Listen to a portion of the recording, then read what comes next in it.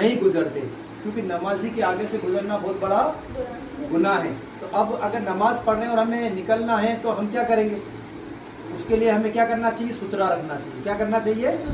सुतरा यानी आड़, सुतरा उसे कहते हैं। अब सुतरा की शरीयत में मिकदार क्या है?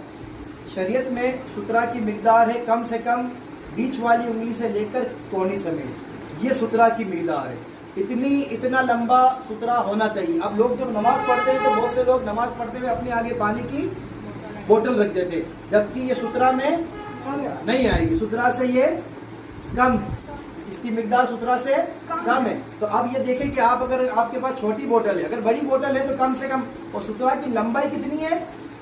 बीच वाली उंगली से लेकर कोहनी समेत, और इसकी चौड़ाई कम से कम एक शहादत की उंगली जितनी मोटी होना चाहिए। सुतरा कितना होना चाहिए? नहीं, लकड़ी अगर हो, लकड़ी लगाती है अपन सामने या कोई भी चीज लगाए तो इतनी मोटी होनी जरूरी है कि एक उंगली जितनी।